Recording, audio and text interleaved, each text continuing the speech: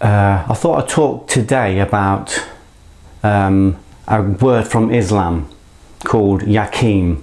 I've learnt loads from looking at the Bibles and the different stories of the prophets. You know, people like Muhammad, people like Jesus, people like Sri Krishna, people like the Buddha. Not just reading about what they're not reading their tomes or their Bibles, but also reading about their life and how they were. And it's introduced me to a lot of very beautiful people. I've got a lot of Sikh, Hindu, Muslim, Buddhist friends, Christian friends. I've got a lot of friends from different faiths who I learn a lot from. One of the people I've learned a lot from is a guy called Yaqeen, who's a poet from Dubai. He's a Muslim guy, and he introduced me to, actually bought me a beautiful copy of the Quran when he was training with me. He's a fantastic man. He actually represents me in Dubai at the moment. He teaches in Dubai in my system. And he travelled, I think it was 3,500 miles once a month for about 2 years just to come and train and to develop his skills. He's a wonderful man, very brave guy. And Wael was telling me that he introduced me to the word Yaqeen, and I loved it because it really resonated with my life. But he was telling me that when he went to Mecca with his mum, he was travelling with quite a lot of people. There was hundreds of people going. And he said on his journey to Mecca, and he said there was one guy who was working with people and healing them. He said he would just keep stopping and healing people. And Wael said to me, he felt a little bit suspicious of this guy because he was actually healing people. He just kept thinking, is that right? Is it a trick? Is it a con? And he said, and there was quite a few doctors on this Mecca, and they didn't like this guy. They kept saying, don't talk to him. He's not a doctor. Don't trust him. And then eventually Wael got speaking to him because he said he healed Wael's mum's knee. Wael's mum had a bad knee, and it had been a kind of quite a long-term injury. And this guy healed her knee. So once he actually saw it firsthand with his mum, he said there could be no doubt that it was true. Where it come from, he wasn't sure, but he said there could be no doubt that it was true. And Wael said to the guy, how do you know you can do that? How do you know you can heal? And the guy used the word Yaqeen. He said it's just undeniably, undoubtedly right in front of me. The truth is right there. He said I have this connection with God and I can see it. He said anybody could do it, but they just don't see the truth. It's right in front of them. They've got so much darkness and so much fear and so much doubt. They don't see the undeniable truth. So I started to do a study on the word Yaqeen because I was fascinated by the fact that this guy had no doubt at all about what he could do. And I've had that in my own life. I've had that knowing with stuff. I've had, when I was working as a doorman, and as a writer, there were certain things within what I did that I just undeniably knew. I knew, nobody could tell me it wasn't possible to write a book, for instance, because I've written a book and I've had it published. I've written 40 books. So that's undeniably true to me. And that's what he was saying. He could look at somebody and he just had this undeniable belief that he could heal them. And the interesting thing about the word Yaqeen was that it was not just saying that the truth is undeniably right in front of you. It was saying that there are 3 levels to that knowing that we have to cultivate. I mean, some people just click into it. They just find that place of sometimes people pick up trucks when somebody's underneath it. Sometimes people just find courage from somewhere, they find divinity from somewhere, they find, kindness from somewhere. Sometimes it just happens, but the door opens and closes again. So the 3 levels of Yaqeen to find absolute and unequivocal knowing are intellectual cognitive understanding, visionary understanding, as in we are able to see ourselves doing something, and then the actuality of it, actually doing it. And I really love that because I thought that's so true. That's been very true for my life. When I was growing up and working in factories and working on nightclub doors, nobody could have told me that it was possible for somebody like me to write a book, because my environment, my culture, my conditioning said it wasn't possible. Not for people like me, working class, lower educated. I was trained to work in factories, and I worked in factories, different factories and different jobs, earning not very much money for a long time until in my 30s. So for me, I didn't believe it was possible. There was a part of me that thought, surely it is, surely anything's possible. I always questioned it, but there wasn't enough belief for me to make it happen. There wasn't even enough belief for me to sit down and write, because every time I sat down and wrote, what happened? This voice would come up and say, don't forget you can't do this. Don't forget this isn't for the likes of you. Don't forget not to get above your station. So I had no belief in the fact that it was possible. So then what I started to do was I started to read books about other people like me. So intellectually I expanded my second self, I expanded my core beliefs. So my core belief said this is not possible. I expanded my core beliefs by reading about other people just like me who had written books and published books. So cognitively, intellectually, I expanded, because I thought, well, I haven't written a book and I haven't published a book, but nobody can tell me it's not possible because other people have done it. So that's the first level of Yaqeen. Intellectually, we need to know, we need to gather as much information as we can to, you know, to believe and to understand and to believe cognitively, to put it on the hard drive that it's possible. This is the level most people get stuck at. Most people get intellectual information, but they're still never able to trip to the next stage. And the next stage is, obviously all the time we're doing this, we've got to do the work. It's no good just sitting thinking about being a writer or being an actor. We still have to go out and ply our trade. We still have to go out and work. We still have to go out and be prolific. So all the time I was getting the intellectual knowledge. I started to write a book, but the doubt was still there. But as I started to write the book and got the book done and showed it to people and got good feedback and, you know, polished the book and expanded the book, and every time I got good feedback, every time I kind of did another chapter, I started to believe it more and more, and I started to visualize myself as a writer. I started to visualize myself in 3 dimensions as a published writer. When before I would try to see myself as a writer, you know, an old part of me, an old conditioned script would come out and hit me with a baseball bat and say, that's not possible. Don't even go there, don't even think about it, don't be a fool, don't get above your station, all the usual stuff.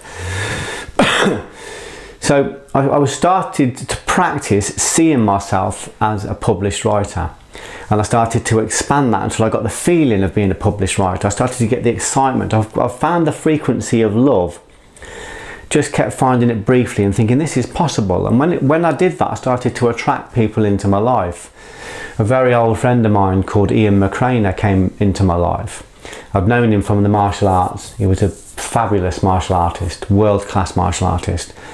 And he came into my life and we became very good friends. And Ian read the book and said, this is really good. So my belief expanded again. But he came into my life because my belief expanded. And when my belief expanded, he said, let me put this out to people, let me talk to people. So he started putting it out and started to get some near misses. I started to feel as though this was possible. I could see myself, I could feel myself as a published writer. What Ian helped me to do, and I've always been grateful to him, was that he helped me to see that it was possible to be, he didn't think anything was impossible, Ian McCraner. He thought everything was possible. He was a massive inspiration to me. So he helped me to see that anything was possible. Then I went and bought the Writers and Artists Year book, which had a massive amount of information about being published, and I started to send it out myself. And then suddenly, as I started to get out there and understand the world and expand my intellectual and visionary knowing, I got a publisher interested and we tipped. And suddenly I had a book in front of me and the book was published. That was the 3rd level of Yaqeen. Once I got to that level of Yaqeen, the truth was undeniably right in front of me. So whereas 12 months before I didn't think it was possible, suddenly I knew it was possible. Nobody could tell me it wasn't possible. So if somebody said to me, how did you know you could publish a book? How do you know it's possible to publish a book? I'd say, well, it's right, you know, it's right in front of me. Or if someone said to me, it's not possible, people like me don't do that, I can say that's not true, because I've got the book in front of me. It's undeniably true that it's possible. And through that one portal, through that one belief, through the creation of that one book, I was able to create a whole industry, really. 40 books, 21 languages, films, plays, because I suddenly thought, well, if I was told that wasn't possible, and then suddenly I realised it is possible because I've done it, what else have I been lied about? What else isn't true? Or what else is on me that's false information? What else can I expand on? So I became an acclaimed playwright, a BAFTA winning screenwriter, a Sunday Times bestseller. I expanded everything I did. I started to push the martial arts more because I knew I could. I knew anything was possible. If I could find the frequency of love, if I could find the passion for what I was doing, it was possible. But with everything I've done, I've had to expand in the same way. Intellectual expansion, be around people, read about people, talk to people who have done what you want to do. And then this visionary expansion where you sit and actually see yourself there. And that means about doing the work as well. You've got to do the work, you've got to sit down, do the hours like a full-time job, do the work, and then suddenly you'll start getting closer and closer. You'll see it, you'll see it, you'll see it. Then it's orgasmic, it just, boom, it just goes. Suddenly you're there. And when you're there, nobody can tell you it's not possible. It's undeniably right in front of you. So Yaqeen is really important. The word Yaqeen is really important. And you know what most of the films around at the moment, you know, even if it's cartoons like, you know, How to Train Your Dragon or Rapunzel or you know, Star Wars, or you know, any of these films, what they're all telling you is that we have access to a kingdom. It's ours, but between us and that kingdom, there is an army of doubt. There is an army of old conditioning and old beliefs that we have to go to war with, that we have to dissolve.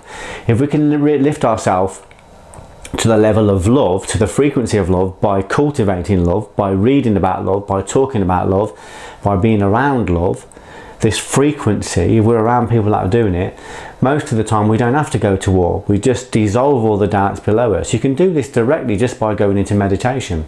If you start practicing transcendental meditation, for instance, you'll start hitting a frequency of love, and a lot of those old doubts and those old fears will just melt away. They cannot exist in that quiet space. So this word Yaqeen is really important. It's really important in our lives. And I wouldn't have got that if I'd not, you know, if I'd not kind of cultivated myself and followed my own bliss and started to read the books where all this information is. The information's out there for anybody. It's out there for anybody that wants to read it. And you find as well, when you start thinking in a positive, creative, artistic, loving way, you just start to attract people of the same ilk. You attract people that feel, they just feel that they want to help you. They can't not help you. Everybody wants to guide you. It's what it says in the Bible. When you turn towards God, he will race towards you. For every step you take, he'll take a step. So it's reciprocal. You will get helped, but you have to first turn into it.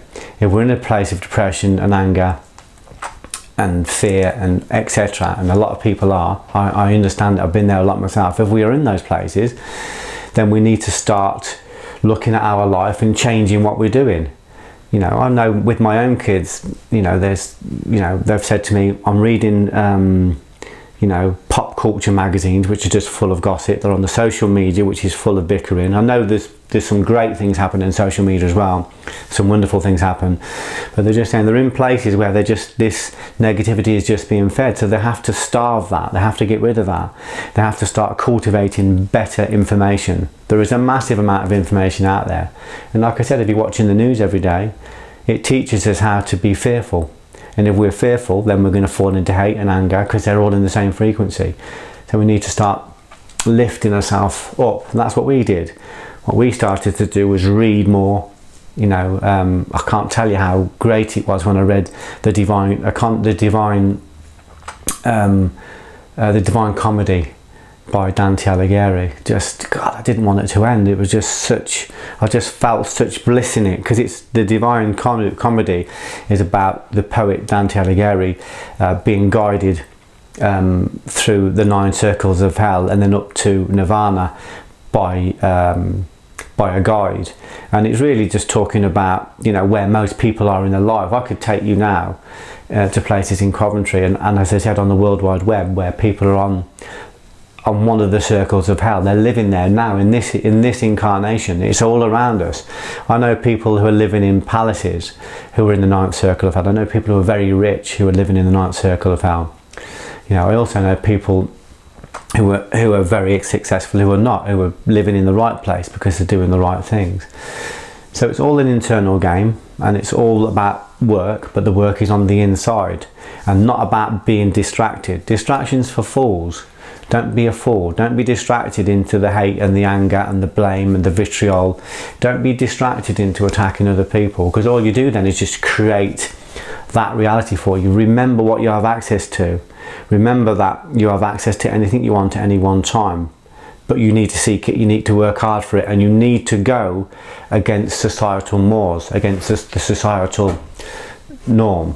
You know, you're not going to get this kind of love, you're not going to get this understanding of Yaqeen and this understanding of your own potentiality by reading what everybody else is reading. You've got to start looking for something a little bit different, educate yourself. And the biggest thing what we said about Yaqeen is obviously the intellectual expansion, and then the visionary expansion, and then actually the doing. We've got to do it, we've got to do the work. Me sitting thinking about being a writer is not going to help me if I'm not sitting down writing. And if I want to be a world-class writer, then I need to be sitting down a lot of hours every single day. It needs to be what I do, it needs to be who I am. So to make these things work, we have to fully immerse ourselves into it. And it's very difficult to fully immerse yourself into one thing if you're still dabbling in another. So this is a great time to look at the word Yaqeen, to understand that the truth is undeniably right in front of you. It's right there. You can find it quickest by practicing meditation, prayer, contemplation, but it's right in front of you. Your potential's right in front of you. In fact, you'll probably be getting invitations and offers, and you know, there'll probably be someone at work saying, oh, would you like to read this book? And you think, oh, I don't want to read that, you know. I remember somebody giving me, my friend Manoj, giving me a copy of the Bhagavad Gita many years ago, and I had it, I must admit, I had it in my house probably for about 5 years before I looked at it, because I just thought, oh, I don't know what's in there. I'm not really not keen on religion. I'm not really interested in religion. I didn't really understand the Hindu faith. When I finally picked it up, it was a revelation, an absolute revelation, because it was talking about my life. It was talking about my relationships. So I've got the book from Manoj. I've got it in front of me. It's beautiful. It's illustrated. The truth is right in front of me, undeniably right in front of me. And I couldn't see it because I just wasn't at that level. It took a lot longer for me to expand. I had to really start getting rid of all the negative things first so I could expand my intellect. Then when I picked it up, I read it and I thought, I want more of this. In fact, on my master classes and my sovereignty courses, you know, well, the master class particularly, we used to have a big box of the Gitas so people could buy them if they wanted to. Even just having the book on your shelf will expand you, because it's a part of you acknowledging that I want to find out more. So these opportunities will be given to you all the time. These opportunities are around you now. They're around you now. You're walking through, I don't know, you're walking through the town centre and a Hare Krishna guy goes, do you want a pamphlet? And you go, no, because I'm not interested in religion. Take the pamphlet. It's being offered to you. The universe is nudging you. Read it. And you'll read the pamphlet, and it will be probably an extract from the Bhagavad Gita or from the Mahabharata or the Srimad Bhagavatam, one of the Hindu texts. And you'll read it and you'll think, this is about self-sovereignty. This is about me improving me. And the moment you'll read it, you'll start to expand. So when the offers are around, take them. Even if you don't read it straight away, the offers are there all the time. The opportunities are there. There's a great site online. I did an interview for them last week called London Real. Remember that name, London Real? And they interview some of the most profound thinkers in the world. They're amazing. I had Tim Ferriss on last week, who's a magnificent man.